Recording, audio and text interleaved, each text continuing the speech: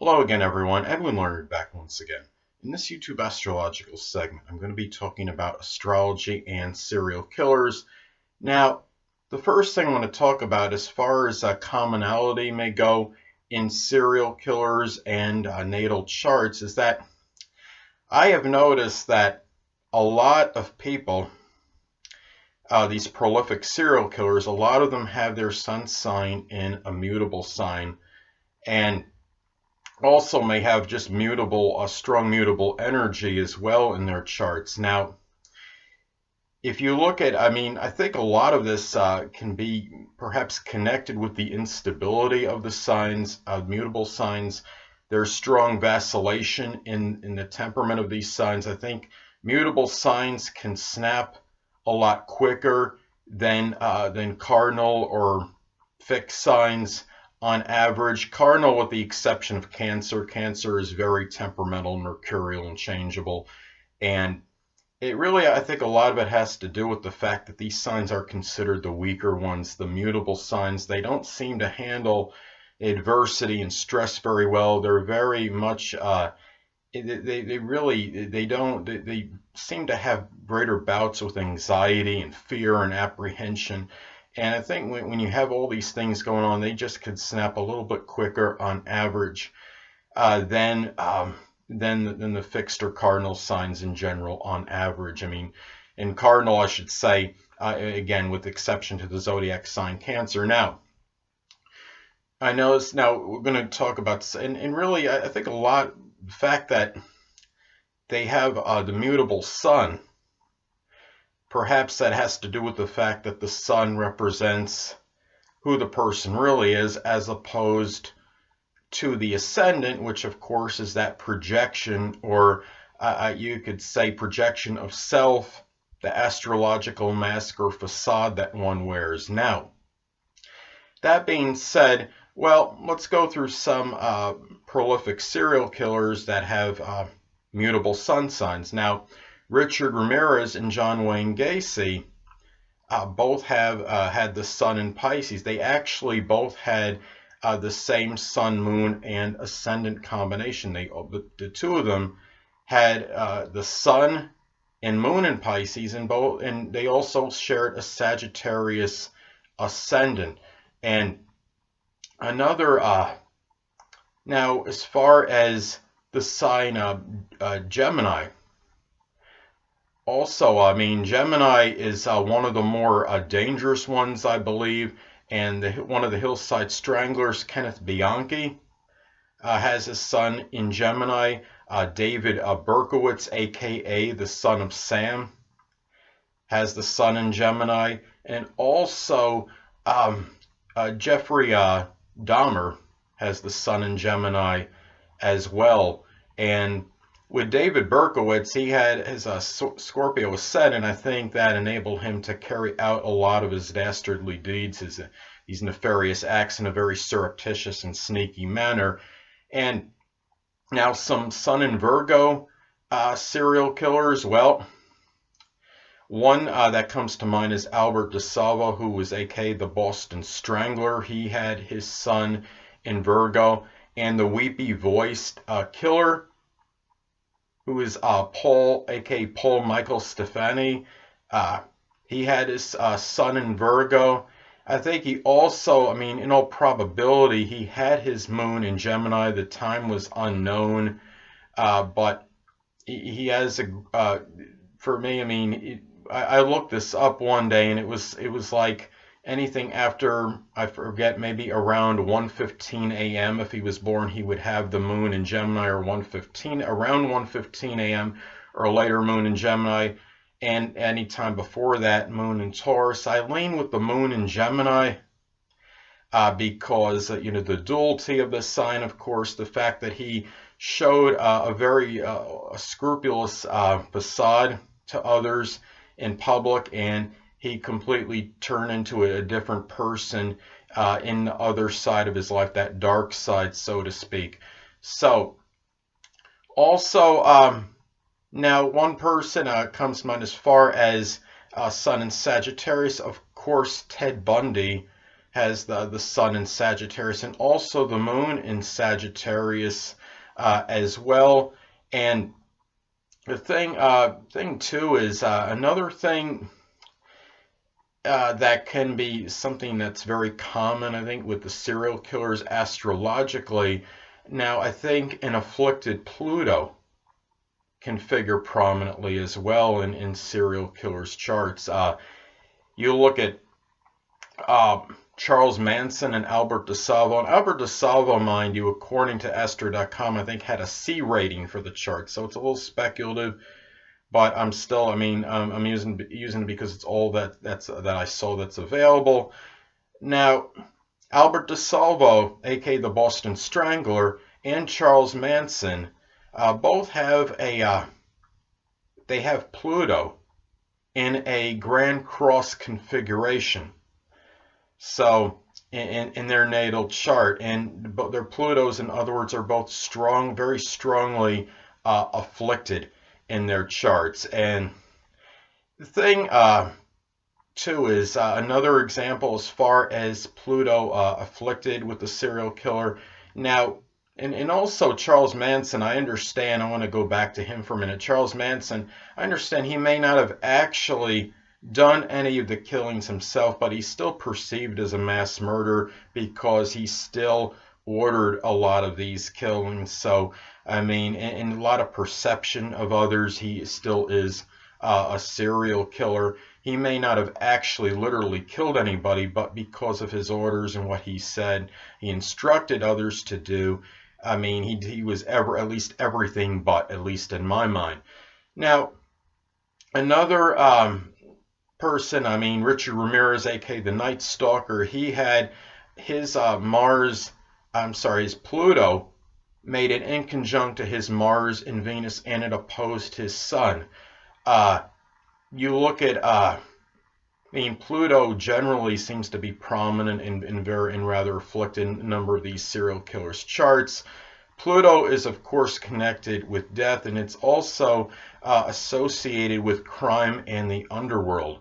Now, another thing, too, is that what I consider very nefarious and malevolent degree in astrology, the 18th degree. Now, some say they call it this, the 18th degree is referred to as the degree of the devil. Now, I don't necessarily think that Satan is inhabiting bodies of these people that are committing these nefarious and notorious acts, but it's kind of like that quote, they act like the devil is in them, so to speak. I mean, and also Richard Ramirez, okay, he had his Uranus at 18 degrees Leo in the 8th house of death. Now, Uranus in Leo, of course, it's in its detriment in Leo. The 18th degree is seen as malevolent. And you figure, Leo is about notoriety and recognition, and and Uranus is connected with like the unusual, and it's in the 8th house of death, so you could do the math on that one. It was unusual notoriety connected with death. And this also another person that had the 18th or has the 18th degree in some astrological energy in his chart is Charles Manson. Charles Manson has the 18th degree, Venus in Scorpio. Venus, of course, in Scorpio is in its detriment in the 18th degree, and in his 7th house as well, 7th house of relationships. And this, I think could be, a lot of this is attributed maybe to his manipulation, and this, and the fact that this was such, manipulating people in these relationships and doing so for nefarious, malevolent means. And back to Richard Ramirez, from what I had looked up on him, he was a Satanist. So it's interesting that he had that 18th degree as far as Uranus and Leo at 18 degrees, and he was a Satanist. Now, Charles Manson, I don't know whether he was or not, but I do know that he has Venus in Scorpio at 18 degrees in the 7th house of relationships. So, and Also, keep in mind the seventh house is our house of open adversaries, so I think he made a lot of enemies by what he did, obviously. So, anyway, I think sometimes Scorpio afflicted energy, astrological energy, can give murderous tendencies. Now, Manson's Venus in Scorpio squares his Saturn.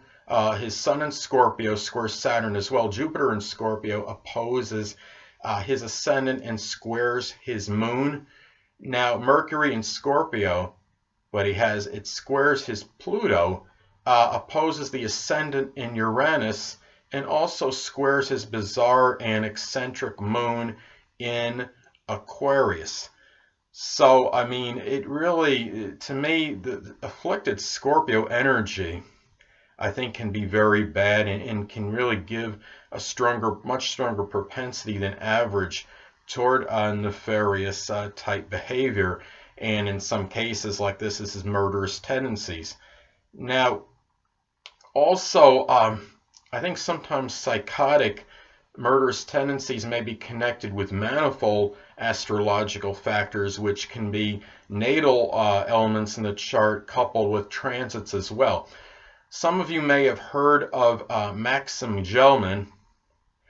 He was somebody that went on a stabbing rampage in New York City in 2012. He had multitude of indicators for this kind of behavior, both natally and by transit.